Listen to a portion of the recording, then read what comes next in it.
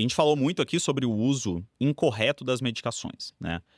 A maior parte das medicações que você citou, elas têm um uso muito benéfico quando bem indicadas.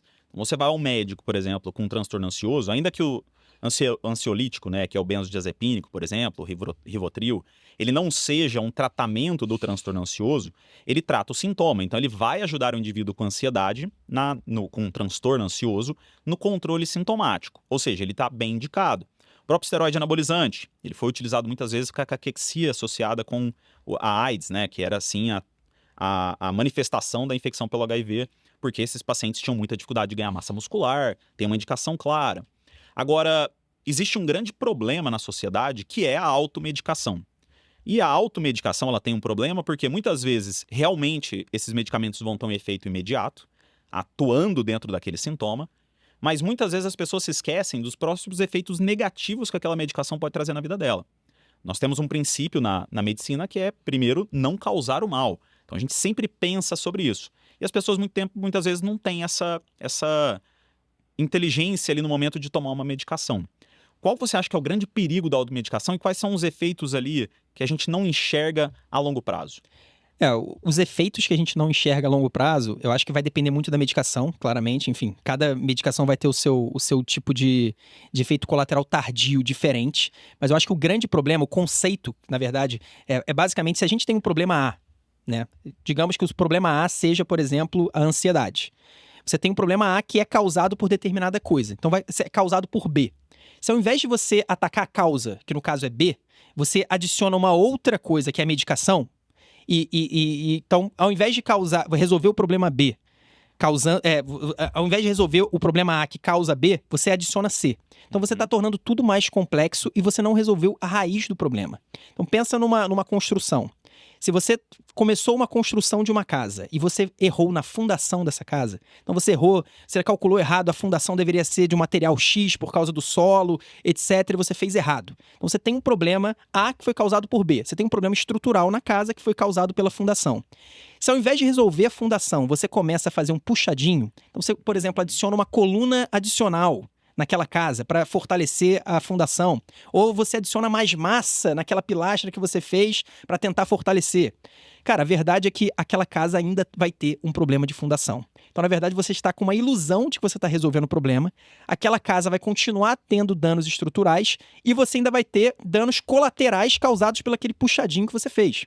Então, aquele puxadinho, às vezes, mudou o peso da casa, ele está mal distribuído, porque ela tinha sido pensada na fundação do jeito que era antes. Você, ao adicionar outra pilastra, você fez um peso mal distribuído, por exemplo.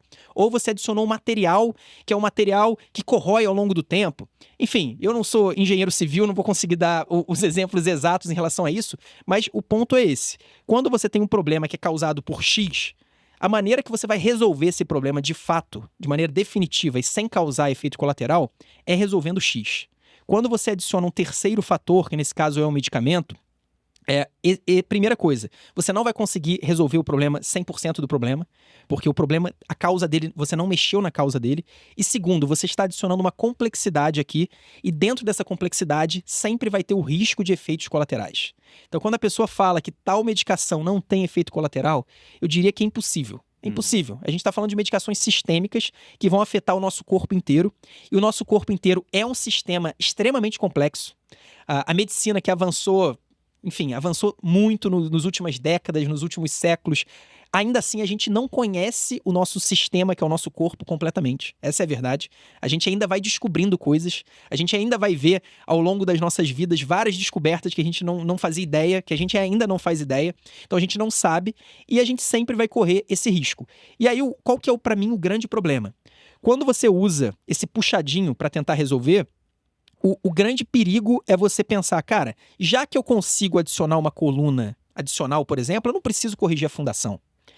Não importa, pô. Então, assim, já que você pode usar o Ozempic, eu não preciso me alimentar bem. Não preciso me preocupar em comer, por exemplo, uma alimentação com menos processados, uma alimentação mais natural. Eu não preciso pensar nisso. Às vezes a pessoa pensa que ela vai comer menos. Porque o Ozempic ele também tem um efeito como esse, que é diminuir um pouco o apetite. Não, então eu tô comendo menos, eu posso continuar comendo o que eu comia antes. Exato. que era, por exemplo, junk food, aí, comer alguma coisa que sejam alimentos ultraprocessados. E muitas vezes isso mascara para a pessoa, porque ela realmente tem uma perda de peso associada ao uso de medicamento, ela está comendo menos, mas esse efeito, que talvez seja ali invisível para a pessoa, vai se manifestar em outras coisas. Eu acho que é interessante o que você está falando do processado, que é verdade. Você tomando Ozempic, você, teoricamente, se der certo, você vai comer menos, uma quantidade menor. Agora, se você comia muito ultraprocessado e você passa a comer menos ultraprocessado, é claro que é bom. É melhor do que você continuar comendo muito. Perfeito. Então, o Ozempic fez uma coisa boa. Agora, se ao tomar o Ozempic você passa a não se preocupar com a sua alimentação, ou seja, você vai continuar comendo os ultraprocessados em menor quantidade, vai emagrecer porque você está ingerindo menos calorias, mas o problema é, comer ultraprocessados não tem como único efeito adverso você engordar. Tem, por exemplo, também associação com alguns tipos de câncer. Sim. Então, existe uma associação entre o câncer de cólon com a alimentação baseada em ultraprocessados. Então, talvez você vai continuar tendo esse risco e talvez você até aumente esse risco, porque ao você parar de se preocupar com comer ultraprocessados, porque o efeito que você estava preocupado, que era o emagrecimento, você já resolveu. Só que você não resolveu todo o problema. Então, aí é isso que eu falo, que se você não resolver o problema vai estar lá. E aí, só para deixar claro também, é óbvio que se você tem uma casa com problema de fundação e que ela tem risco de cair, se você adicionar uma coluna lá, se você fez uma coluna adicional que vai impedir a casa de cair, isso é bom, cara. Exato. É melhor você ter um puxadinho que mantém a casa de pé do que fazer a casa desmoronar. O problema é quando você começa a focar só no puxadinho. E aí, na verdade, a minha maior crítica não é nem a decisão do indivíduo. Porque o indivíduo tá com um problema tal, ele tem alguma maneira de resolver o problema tal, mesmo que não seja pela raiz do problema. Você está adicionando ali o puxadinho. O problema é quando o sistema inteiro, e aí quando eu falo do sistema inteiro, cara, a saúde como um todo, os médicos, os profissionais, as pesquisas científicas, todos só estão focando no puxadinho. Então, quanto dinheiro, por exemplo, a gente tem investido para se fazer pesquisas que avaliem o efeito do Ozempic e quanto dinheiro a gente tem para resolver o problema de por que as pessoas estão se alimentando mal. Para fazer pesquisas desse tipo, o que faz as pessoas... o que a gente pode fazer para que as pessoas se alimentem melhor? E aí eu tô falando de alimentação, mas vale para tudo, né? Então eu acho que o sistema inteiro da medicina, incluindo desde a pesquisa, profissionais de saúde, hospitais, planos de saúde, até o próprio paciente, né? Que o paciente também gosta do puxadinho. Exato. Esse é um problema. Mas todos nós deveríamos estar pensando em como resolver o problema. Primeiro, por que é tão comum hoje em dia a ansiedade em crianças? Por que a depressão está mais comum, provavelmente hoje? Por que o sobrepeso e a obesidade estão muito mais comuns? Quais são os problemas que levaram a isso? E aí, identificando quais são esses problemas, vamos resolvê-los. Vamos sim tomar o Ozempic quando for o caso, vamos tomar um antidepressivo para transtorno ansioso ou para depressão quando for o caso, mas mais importante do que isso, né? Mais importante do que ficar tirando a água do barco, é você tampar o furo, cara. Perfeito. Se você não tampar o furo, você vai continuar com esse problema lá. E o problema também, o grande problema é que ao tirar o tempo todo a água do barco, é você começar a achar que não tem problema ter o furo. Exato. Pô, o barco não tá afundando, eu consigo tirar, então deixa o furo lá. Esse para mim é o grande problema. E usando talvez até o próprio Ozempic como exemplo, acho que é muito claro, a gente já viu muito isso. E, inclusive, outras coisas, como, por exemplo, a própria cirurgia bariátrica, que é uma intervenção cirúrgica no indivíduo para perder peso.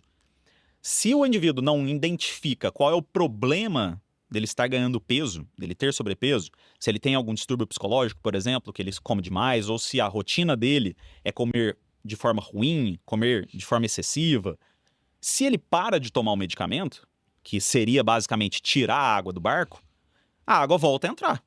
O furo tá ali ainda, você não tratou o problema, ele para. E aí muitas vezes ele fala, poxa, fez sentido o Ozempic, eu vou tomar mais.